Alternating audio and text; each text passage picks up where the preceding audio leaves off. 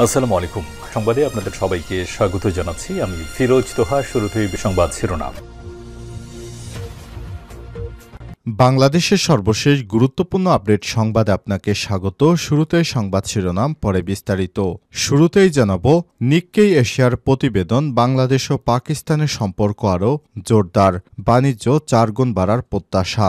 গণ অভ্যুত্থানের মুখে তখনকার প্রধানমন্ত্রী শেখ হাসিনার পতন ও ভারতে পালিয়ে যাওয়ার পরই বাংলাদেশ ও পাকিস্তানের মধ্যে সম্পর্ক ফের জোরদার হতে শুরু করেছে। আগামী 1 বছরের মধ্যে বার্ষিক বাণিজ্য 3 গুণ বেড়ে $300 কোটি হতে পারে, যা বর্তমান সময়ের চেয়ে 4 গুণ বেশি। খবর নিক্কেই এশিয়ার। এরপর জানাবো, আমরা ন্যূনতম সংস্কার শেষে নির্বাচন চাই ফখরুল। আমরা ন্যূনতম সংস্কার শেষে নির্বাচন চাই বলে জানিয়েছেন বিএনপির মহাসচিব মির্জা ফখরুল ইসলাম আলমগীর। তিনি বলেছেন, আমরা সব সময় নির্বাচনের কথা বলি, কারণ অনির্বাচিত সরকারের চেয়ে নির্বাচিত সরকারের গ্রহণযোগ্যতা বেশি। আজ জাতীয় প্রেস ক্লাবে এক আলোচনা সভায় সব কথা বলেন তিনি। এদিকে পাঁচবিবি সীমান্তে বিজিবির বাধা উপেক্ষা করে ভারতীয় সীমান্তরক্ষী বাহিনী বিএসএফ এর বেড়া নির্মাণ। জয়পুরহাটে পাঁচবিবি উপজেলার ধরঞ্জি ইউনিয়নের উসনা সোনাতলা ঘোনাপাড়া সীমান্ত এলাকায় বর্ডার গার্ড অব বাংলাদেশ বিজিবির বাধা উপেক্ষা করে আবারও কাঁটাতারের বেড়া দিয়েছে ভারতীয় সীমান্তরক্ষী বাহিনী বিএসএফ। আজ মঙ্গলবার 21শে জানুয়ারি ভোরে কুয়াচ্ছন্ন আকাশে হাটখোলা ক্যাম্পের আওতাধীন উসনা সোনাতলা সীমান্ত এলাকায় 281 পিলারে ছাপ 34, 35 ও 36 ছাপ পিলারে এই ঘটনা ঘটে। জানাবো, সাইফ আলীকে ছুরিকাঘাত করা শেহজাদের বাড়ি ঝালকাঠি জেলায়। বলিউড তারকা সাইফ আলী খানকে ছুরিকাঘাত করা মোহাম্মদ শরীফুল ইসলাম শেহজাদের বাড়ি বাংলাদেশের ঝালকাঠি জেলায় বলে জানিয়েছে ভারতের পুলিশ। সাইফকে ছুরিকাঘাতের ঘটনায় গ্রেপ্তার শেহজাদের অপরাধের ইতিহাস তদন্ত করছে পুলিশ। পুলিশ জানায়, শেহজাদ অবৈধভাবে ভারতে প্রবেশ করেছিল এবং বিজয় দাস, মোহাম্মদ ইলিয়াসও একাধিক নাম ধারণ করেছে। সাইফ আলী খান ছুরিকাঘাতের ঘটনায় মহারাষ্ট্রের থানে জেলার ঘোটবন্দ রোডের হিরান্নান্দানি এস্টেট থেকে তাকে গত রোববার গ্রেপ্তার করেছে পুলিশ। এদিকে ফরিদপুরে মোটরসাইকেল দুর্ঘটনায় প্রাণ গেল কলেজ ছাত্রের। ফরিদপুর সদরে ব্যাটারি চালিত অটোরিকশা মোটরসাইকেল সংঘর্ষে মুস্তাফিজুর রহমান ওরফে আসিফ খান 18 নামের এক কলেজ ছাত্রের মৃত্যু হয়েছে। আজ সকাল 10:30টার দিকে সদর ইউনিয়নের সদর কৃষ্ণপুর সড়কের মোল্লাবাড়ি জামে মসজিদের সামনে এই দুর্ঘটনা ঘটে। এবং সর্বশেষ জানাবো, জন্মসূত্রে নাগরিকত্ব বাতিল হলে যেভাবে অভিবাসীরা ক্ষতিগ্রস্ত হবে, ট্রাম্প কেন এমনটি করছেন। বিশ্বের শক্তিধর দেশ যুক্তরাষ্ট্রের মোট জনসংখ্যা একটি বড় অংশ অভিবাসী। 2023 সালের জুলাই মাসের তথ্য অনুযায়ী দেশটিতে অভিবাসীর সংখ্যা 4,78,30,000, যা মোট জনসংখ্যার 14.3%। অভিবাসীর এই বাড়তি ধারা অব্যাহত থাকায় 2024 সালের মার্চ মাসে অভিবাসী সংখ্যা বেড়ে দাঁড়িয়েছে 5,12,50,000, যা মোট জনসংখ্যার 15.5%। এই ঊর্ধ্বমুখী হার যুক্তরাষ্ট্রের জনসংখ্যায় অভিবাসীদের গুরুত্বপূর্ণ ভূমিকা প্রতিফলিত করে। এদিকে দ্বিতীয় মেয়াদে ক্ষমতায় এসেই জন্মসূত্রে যুক্তরাষ্ট্রের নাগরিকত্ব পাওয়া অধিকার বাতিল করেছে মার্কিন প্রেসিডেন্ট ডোনাল্ড ট্রাম্প। প্রিয় দর্শক, এতক্ষণ শুনছিলেন সংবাদ শিরোনাম, এবারে বিস্তারিত। তবে তার আগে বন্ধুরা, অনুরোধ থাকবে সংবাদটিতে একটি লাইক দিন। এই চ্যানেলে আপনি নতুন হয়ে থাকলে আমাদের সংবাদটি দেখতে দেখতে চ্যানেলটি সাবস্ক্রাইব করে রাখুন, যাতে করে বন্ধুরা আমাদের পরবর্তী লেটেস্ট আপডেট সংবাদগুলো সবার আগে আপনার কাছে পৌঁছে যায়। কমেন্ট করে আপনার মূল্যবান মতামত জানিয়ে দিন আপনি বিশ্বের কোন দেশ থেকে বা বাংলাদেশের কোন স্থান থেকে আমাদের সংবাদটি দেখছেন এবং শুনছেন। এবারে বিস্তারিত। বাংলাদেশ ও পাকিস্তানের সম্পর্ক আরও জোরদার, বাণিজ্য 4 গুণ বাড়ার আশা। নিক্কেই এশিয়ার প্রতিবেদন। গণ অভ্যুত্থানের মুখে তখনকার প্রধানমন্ত্রী শেখ হাসিনার পতন এবং ভারতে পালিয়ে যাওয়ার পরই বাংলাদেশ ও পাকিস্তানের মধ্যে সম্পর্ক ফের জোরদার হতে শুরু করেছে। 71-এর মহান মুক্তিযুদ্ধের পর দুই দেশের মধ্যে তথ্য আদান প্রদানও বেড়েছে উল্লেখযোগ্যভাবে। ইসলামাবাদ সরকার ও ব্যবসায়ী গ্রুপ আশা করছে এমন পরিস্থিতিতে ঢাকার সঙ্গে আগামী 1 বছরের মধ্যে বার্ষিক বাণিজ্য 3 গুণ বেড়ে $300 কোটি হতে পারে, যা বর্তমান সমাজ চেয়ে 4 গুণ বেশি। খবর নিক্কে এশিয়ার 1971 সালের 16 ডিসেম্বর পাকিস্তানের কাছ থেকে স্বাধীনতা ছিনে নিয়ে বিশ্ব মানচিত্রে বাংলাদেশের নাম নতুন দেশের জন্ম হয়। এরপর আওয়ামী লীগ শেখ হাসিনা যখনই ক্ষমতায় ছিল তখনই ঢাকা ইসলামাবাদের দ্বিপক্ষীয় সম্পর্কের টানাপোড়েনের মধ্য দিয়ে যায়। তবে সম্পর্ক তলানিতে গিয়ে ঠেকে যখন শেখ হাসিনা নেতৃত্বাধীন আওয়ামী লীগ তৃতীয় মেয়াদে 2014 সালে ক্ষমতায় আসে, তবে তার পতনের পরই দুই দেশের মধ্যে সম্পর্ক স্বাভাবিক হতে শুরু করেছে।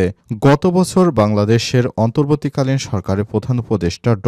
মোহাম্মদ ইউনূস ও পাকিস্তানের প্রধানমন্ত্রী শেহবাজ শরীফ একটি বৈশ্বিক অনুষ্ঠানে দুইবার সাক্ষাৎ করেছেন। চলতি বছরের 14 জানুয়ারি বাংলাদেশের উচ্চ পর্যায়ের সামরিক কর্মকর্তা জেনারেল এস.এম. কামরুল হাসান ইসলামাবাদ সফর করেছেন এবং সেখানে তিনি পাকিস্তানের সেনাপ্রধান জেনারেল অসীম মুনিরের সঙ্গে বৈঠক করেছেন। গত সপ্তাহে পাকিস্তানের কেন্দ্রীয় চেম্বার অব কমার্স ও ইন্ডাস্ট্রিজের এফপিসিআই এর একটি প্রতিনিধি দল বাংলাদেশ সফর করে। এটা গত এক দশকের মধ্যে পাকিস্তানের কোনো উচ্চ পর্যায়ের ব্যবসায়িক দলের সফর। এই প্রতিনিধি দলটি বাংলাদেশের বাণিজ্য মন্ত্রী, ঢাকা চেম্বার অব কমার্স এর কর্মকর্তা ও বাংলাদেশি ব্যবসায়ীদের সঙ্গে দেখা করে। সফরকালে পাকিস্তান বাংলাদেশ যৌথ ব্যবসায়িক কাউন্সিল গঠনের জন্য একটি সমঝোতা স্মারক সই করে। পাকিস্তানের প্রতিনিধি দল দুই দেশের মধ্যে মুক্ত বাণিজ্য চুক্তির আহ্বান জানায়। এফপিসিসিআইয়ের এক senior vice president Sakib Fayaz Magun বলেছেন, বাংলাদেশের বাণিজ্য মন্ত্রী আমাদের জানিয়েছে যে ঢাকা আমদানির জন্য পাকিস্তানের ব্যবসাকে পছন্দ করে। আমাদের ন্যূনতম সংস্কার শেষে নির্বাচন চাই ফখরুল। আমরা ন্যূনতম সংস্কার শেষে নির্বাচন চাই বলে জানিয়েছে বিএনপির মহাসচিব মির্জা ফখরুল ইসলাম আলমগীর। তিনি বলেছেন, আমরা সবসময় নির্বাচনের কথা বলি, কারণ অনির্বাচিত সরকারের চেয়ে নির্বাচিত সরকার গ্রহণযোগ্যতা বেশি বলে দাবি করেছেন বিএনপির মহাসচিব। আজ মঙ্গলবার 21শে জানুয়ারি জাতীয় প্রেস ক্লাবে এক আলোচনা সভায় সব কথা বলেন তিনি। মির্জা ফখরুল ইসলাম আলমগীর বলেন, সংস্কার প্রস্তাবগুলো আসা শুরু হয়েছে। আশা করি প্রধান উপদেষ্টা সবার সঙ্গে আলোচনা করে সিদ্ধান্ত গ্রহণ করবেন। নির্বাচিত সরকার ম্যান্ডেট নিয়ে বসবে। সরকারকে জনগণের ভাষাটা বুঝতে হবে। এখনই নির্বাচন চাচ্ছি না, মূলত ন্যূনতম সংস্কার শেষেই নির্বাচন চাই। তিনি বলেছেন, আমরা সব সময় নির্বাচনের কথা বলি, কারণ অনির্বাচিত সরকারের চেয়ে নির্বাচিত সরকারের গ্রহণযোগ্যতা বেশি। এই মুহূর্তে সব পাল্টে দেব সেটা হয় না উল্লেখ করে বিএনপির মহাসচিব বলেছেন, দেশের বর্তমান অস্থিরতা নিয়ন্ত্রণ করতে হলে ধৈর্য ধরতে হবে। প্রত্যাশা অনেক থাকলেও আমাদের ধৈর্য নেই, তাই এমন কিছু করব না যাতে নৈরাজ্যের সৃষ্টি হয়। এ সময় তিনি বলেছেন, সবাইকে ধৈর্য ধরতে হবে। প্রতিদিন দাবি নিয়ে রাস্তায় নামছে মানুষ। হঠকারী কোনো কিছু করা যাবে না। অতি বিপ্লব চিন্তা ভাবনা নিয়ে অস্থিরতা তৈরি করা যাবে না। অতি বিপ্লব কোনো কিছু দেখলেই আমরা সবসময় সেটি প্রতিহত করব।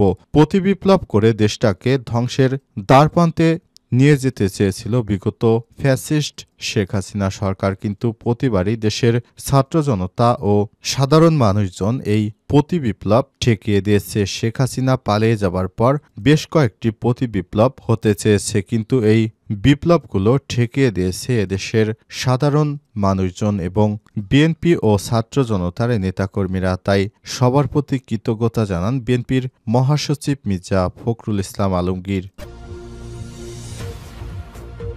পাঁচবিবি সীমান্তে বিজিবির বাধা উপেক্ষা করে বিএসএফের কাঁটাতারে বেড়া নির্মাণ। জয়পুরহাটের পাঁচবিবি উপজেলার ধরঞ্জি ইউনিয়নের উসনা সোনাতলা ঘোনাপাড়া সীমান্ত এলাকায় বর্ডার গার্ড অব বাংলাদেশ বিজিবির বাধা উপেক্ষা করে আবারও কাঁটাতারে বেড়া দিয়েছে ভারতীয় সীমান্তরক্ষী বাহিনী বিএসএফ। মঙ্গলবার 21শে জানুয়ারি ভোরে কুয়াশাচ্ছন্ন আকাশে হাটখোলা ক্যাম্পের আওতাধীন উসনা সোনাতলা সীমান্ত এলাকায় 281 পিলারের ছাপ 34, 35 ও 36 ছাপ পিলার এই ঘটনা ঘটে। Joypurhat Hatkhola 20 BOP camp commander Shah জান বিষয়টি নিশ্চিত করেছেন। বিজিবি ও স্থানীয় সূত্র থেকে জানা গেছে, আন্তর্জাতিক আইন অনুযায়ী সীমান্তের 150 গজের মধ্যে ঘেরার কাজ করা যাবে না। তবে সীমান্তের হাটখোলা বিওপি পূর্ব উসনা ঘোনাপাড়া এলাকার মেইন পিলার 281, 33, 34 ও 35 সাব পিলার পর্যন্ত অংশে আনুমানিক 29 গজ ভারতের অভ্যন্তরে আজ আবারও কাঁটাতারের বেড়া নির্মাণের জন্য কাজ শুরু করে বিএসএফের সদস্যরা। বিষয়টি স্থানীয়দের মাধ্যমে জানতে পেরে বিজিবি আবারও গিয়ে বাধা দেয়। এরপর কাজ বন্ধ রাখে বিএসএফের সদস্যরা। এ নিয়ে বিকেলে বিজিবি বিএসএফের পতাকা বৈঠকের কথা রয়েছে। এই ঘটনায় স্থানীয়দের মধ্যে বিরাজ করছে তীব্র আতঙ্ক। পরিস্থিতি শান্ত থাকলেও পরপর বিএসএফের এমন ঘটনায় সীমান্তে বসবাসকারীদের মধ্যে আতঙ্ক বিরাজ করছে। সাইফ আলীকে ছুরিকাঘাতে চেষ্টা করা শেহজাদের বাড়ি ঝালকাঠিতে। বলিউড তারকা সাইফ আলী খানকে ছুরিকাঘাত করা মোহাম্মদ শরীফুল ইসলাম শেহজাদের বাড়ি বাংলাদেশের ঝালকাঠি জেলায় বলে জানিয়েছে ভারতীয় পুলিশ। সাইফকে ছুরিকাঘাতের ঘটনায় গ্রেপ্তার শেহজাদের অপরাধের ইতিহাস তদন্ত করছে পুলিশ। পুলিশ জানিয়েছে শেহজাদ অবৈধভাবে ভারতে প্রবেশ করছিলেন এবং বিজয় দাস, মোহাম্মদ ইলিয়াস সহ একাধিক নাম ধারণ করেছেন। সাইফ আলী খানকে ছুরিকাঘাতের ঘটনায় মহারাষ্ট্রের থানে জেলা গোটবন্দ রোডের হিরানন্দী এস্টেট থেকে গতরাতে তাকে গ্রেপ্তার করেছে পুলিশ। শেহজাদ মুম্বাইয়ের একটি হাউসকিপিং এজেন্সিতে ৫ থেকে ৬ মাস কাজ করছেন। ওয়ারলি এলাকায় বন্ধুদের সঙ্গে একটি ভাড়া অ্যাপার্টমেন্ট ভাগাভাগি করছিলেন তিনি চুরির পরিকল্পনা করছিলেন, কিন্তু সেটা যে সাইফ আলী খানের বাড়ি সেটা তিনি জানতেন না বলে জানান। এদিকে শেহজাদের বিরুদ্ধে ভারতীয় ন্যায় সহিংসতা বিএনএস দণ্ডবিধি ৩১১, ৩১২, ৩৩১/৪, ৩৩১/৬ এবং ৩৩১/৭ ধারায় মামলা দায়ের করা হয়েছে। গ্রেপ্তার এরপর মুম্বাইয়ের আদালত শরীফুলকে ৫ দিনের পুলিশ হেফাজতে দিয়েছে, অর্থাৎ ৫ দিনের রিমান্ড মঞ্জুর করা হয়। তবে তার আইনজীবী সন্দীপ শেখেন বলেছেন পুলিশের কাছে তার বাংলাদেশি হওয়ার কোনো প্রমাণ নেই। তারা বলছে ৬ মাস আগে যে সে এখানে এসেছে এটি একটি ভুল বিবৃতি। তিনি ৭ বছরেরও বেশি সময় ধরে এখানে বসবাস করছেন বলে জানা গেছে।